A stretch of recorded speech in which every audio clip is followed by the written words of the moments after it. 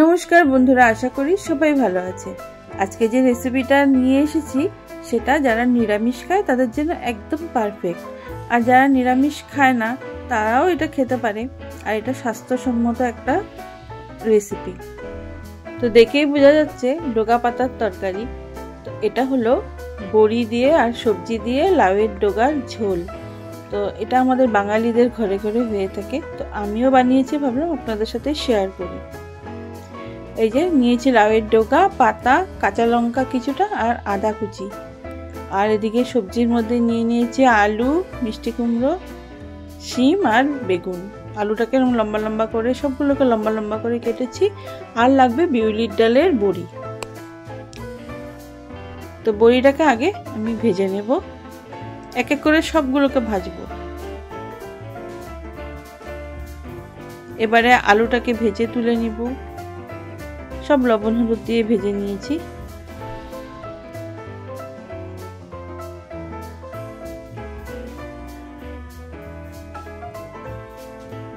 এবারে মিষ্টি কুমড়োটা ভেজে তুলে নেব। আর হ্যাঁ, প্লিজ বন্ধুরা, এই স্কিপ না করে পুরো ভিডিওটা দেখার অনুরোধ রইল। আশা করি আপনাদের ভালো লাগবে। এবারে বেগুনগুলোকে ভেজে নেব।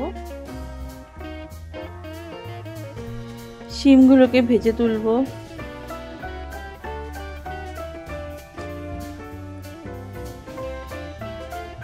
সব সবজি দিয়ে লাউয়ের ডোগার ঝোল খুব ভালো লাগে খেতে। আর এটা কিন্তু গরমের দিনের জন্য খুব ভালো একটা রেসিপি।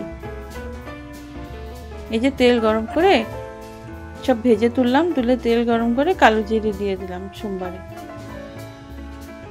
এরপরে লাউয়ের যে ডোগাগুলো আমি কেটে রেখেছি সবগুলোকে তো ভালো করে ধুয়ে রেখেছি। এই লাউয়ের ডোগাটা কাঁচা লঙ্কা চেরা দিয়ে আমি লাউয়ের ডোগাটা দিয়ে দেব।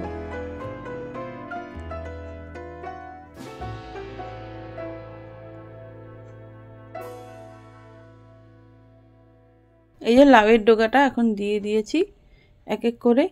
আমাদের এখানে লাউকে পানি লাউ বলে।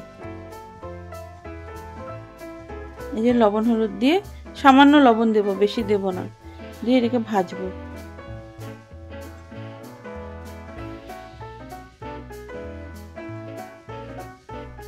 অল্প যখন ভাজা ভাজা হয়ে যাবে, ভাজা আলুটা এখন দিয়ে দেব, দিয়ে দুটোকে বেশ করে নাড়বো এখন। এবার দেখুন আদা কুচিটা দিয়ে দিয়েছি, দিয়ে এখন এটাকে আবার নাড়বো।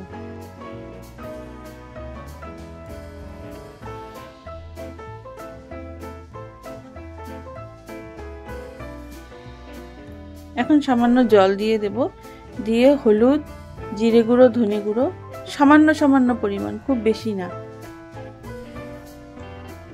দিয়ে দেব। দিয়ে এখন মশলাটাকে বেশ করে কষাবো। এখন কিন্তু আমি লবণ দেব না।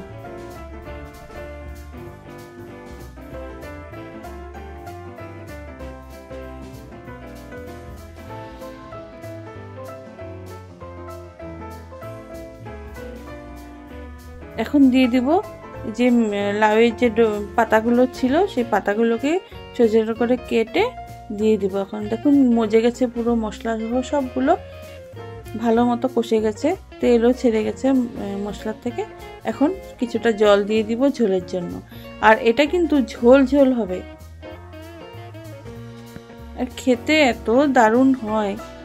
এখন যে ভাজা সবজিগুলো ভেজে রেখেছিলাম দিয়ে দিব সবগুলো, ঝোলটা ফুটে উঠলে। এরপরে কিছুক্ষণ পরে ভাজা বড়িগুলোকে দেব।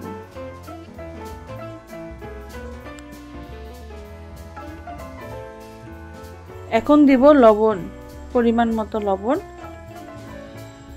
দিয়ে এটাকে বেশ কিছুক্ষণ ফুটতে দেব, জাল হতে দেব।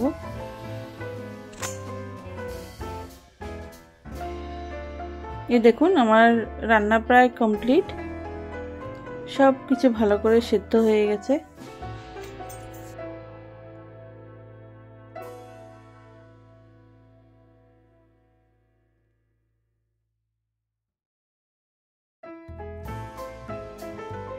রান্নাটা হয়ে গেলে গ্যাস অফ করে লাস্টে একটু ধনেপাতা কুচি ছড়িয়ে দেব, দিয়ে এটাকে কিছুক্ষণ রেখে দিব। তো আমার এই লাউয়ের ডগার রেসিপিটা কেমন লাগলো, যদি ভালো লাগিয়ে থাকে কমেন্টে অবশ্যই জানাবে। আর যারা এখনও আমার চ্যানেলটিকে সাবস্ক্রাইব করেনি প্লিজ সাবস্ক্রাইব করে নেবেন। Thank you.